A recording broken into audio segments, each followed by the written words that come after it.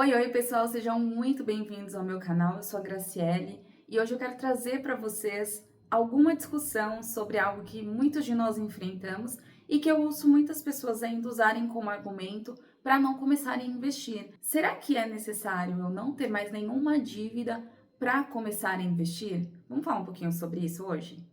Afinal de contas, vale a pena começar a investir mesmo quando nós temos dívidas? Será que não é melhor utilizar esse dinheiro para amortizar essas dívidas ou para adiantar alguma parcela? Ou será que nós devemos sim ir construindo independência financeira, mesmo que nós estejamos presos ali com algum endividamento específico? Recentemente, já há cerca de um ano, eu e meu esposo financiamos a nossa primeira casa e eu quero trazer um pouquinho para você dessas informações, tanto à luz dos números quanto na questão da filosofia de vida, porque o que eu costumo dizer aqui é que nós não devemos olhar para a nossa vida financeira apenas pensando nos números. Afinal, nós somos muito mais do que isso. A nossa vida financeira vai para além do número friamente falando. Nós podemos e devemos pensar muito no nosso estilo de vida. Então, eu quero compartilhar um pouco com vocês como que funcionam as coisas aqui em casa. Agora, em setembro, vai fazer 2 anos que eu perdi meu pai de uma maneira muito repentina. E a perda dele me fez refletir sobre essa busca pelo equilíbrio financeiro, sem abrir mão das coisas que são importantes para mim, para minha vida e para nossa família como um todo hoje. Porque eu via meu pai buscando um sucesso financeiro e que custou tanto a vida dele quanto a vida dele no sentido de não aproveitar a vida enquanto ele viveu, porque ele estava numa busca constante por essa liberdade financeira. E calma, que esse vídeo também não é um convite a você ser inconsequente com as suas finanças. Eu só trouxe essa reflexão porque eu acho que faz muito sentido para a nossa conversa hoje também. A primeira coisa que é importante que você defina junto com a sua família é o que de fato é prioridade. Às vezes, você e a pessoa com quem você mora tem um descompasso ali em relação à realização de sonhos. Um é mais sonhador e pensa sempre em grandes projetos, em grandes planos, e o outro às vezes é um pouco mais pé no chão e quer os números mais acertados, as coisas mais previsíveis. Então é importante que você alinhe com a sua família o que de fato é importante para vocês, tanto no curto quanto no médio e principalmente no longo prazo, para que vocês entendam primeiro o que é equilíbrio para vocês. Para nós aqui em casa, é muito importante que a gente não tenha dívidas que nos tirem o controle financeiro, porque a consequência disso são discussões familiares. Então, nós temos essa dívida em relação ao financiamento da casa, porém, uma coisa que eu conversei com minha esposa, inclusive antes da gente comprar aqui, é que eu não queria abrir mão de momentos de lazer com ele e com as minhas filhas. Então, mesmo tendo esse financiamento, nós combinamos de continuar viajando de uma forma recorrente, pelo menos uma ou duas vezes por ano. E não viagens extravagantes, tá, gente? São viagens curtas, mas que eu não queria abrir mão. Pelo meu esposo, a gente ficaria ali só enfrentando essa dívida e terminando ela o quanto antes. Mas para mim, principalmente com essa reflexão da perda do meu pai, é muito importante viver enquanto eu vivo, enquanto eu conquisto as coisas. E, essencialmente, é muito importante construir uma reserva financeira. Então, principalmente para nós que temos duas filhas pequenas e que dependem de nós, é imprescindível para mim ter reservas financeiras para momentos que podem nos demandar esse dinheiro repentinamente, seja para um medicamento, para algo que precise ser utilizado ali rapidamente. Então, coisas das quais eu não abro mão é de, primeiro, ter uma reserva financeira aqui para casa, de emergência. Segundo, poder viver momentos bacanas, de experiências legais com as minhas filhas, com o meu esposo. E aí sim, depois a gente pensa nessa questão do financiamento. Então, a gente já deixou isso combinado e pré-estabelecido antes. E voltando à questão inicial desse vídeo, né? É interessante começar a investir mesmo quando se tem dívidas? Depende do investimento, tá? Eu não digo que é interessante que você fique especulando o mercado se você tem dívida. Então, eu vou investir porque eu acredito que a bolsa vai subir. Não, pega seu dinheiro e amortiza uma dívida que você já tem para você se livrar. Mas é essencial que sim, você construa sua reserva financeira, sua reserva de emergência, mesmo estando numa situação de endividamento.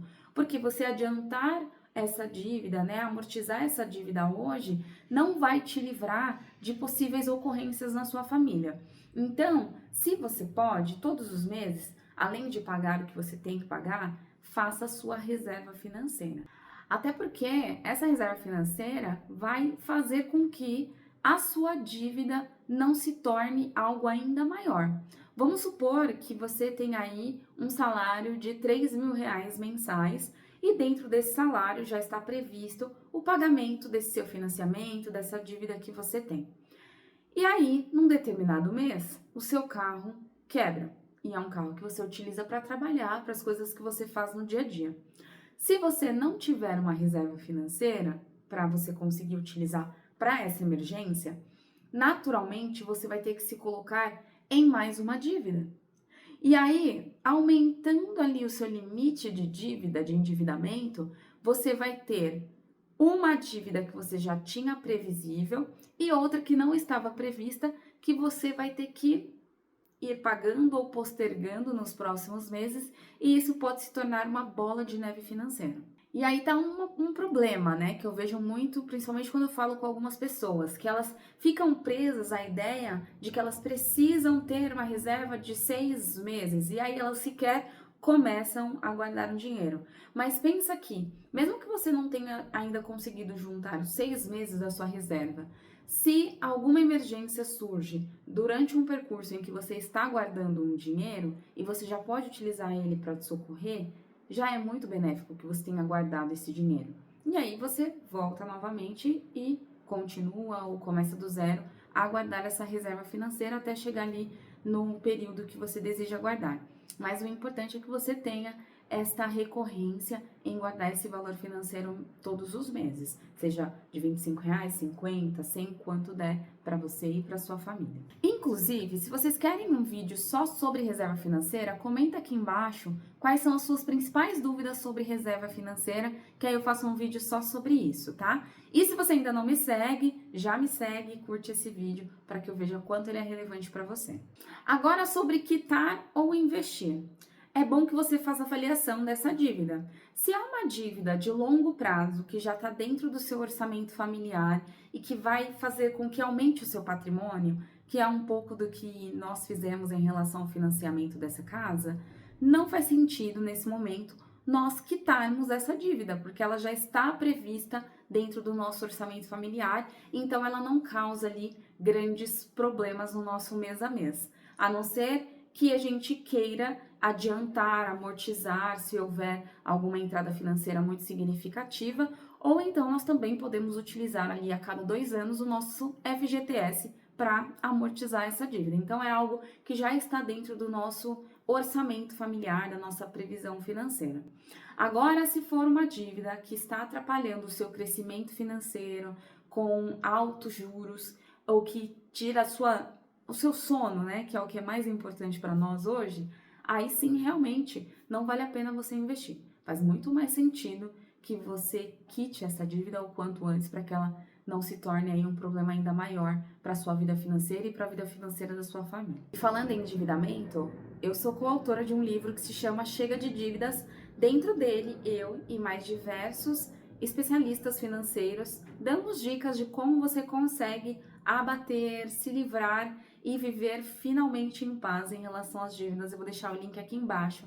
É um livro digital, custa aí menos de R$ 5 por mês, dá para dividir esse valor e eu super indico ele para você que quer criar estratégias financeiras para sair, enfim, do endividamento. O recado final é, se as suas dívidas hoje estão atrapalhando você, estão te causando estresse, talvez seja o momento de você colocá-la como uma meta de quitar o quanto antes para que isso não se torne um problema ainda maior para você e para sua família. Para mim, o equilíbrio financeiro é fundamental e é individual. Cada um sabe de fato onde a sua vida financeira precisa ser mais bem estabelecida.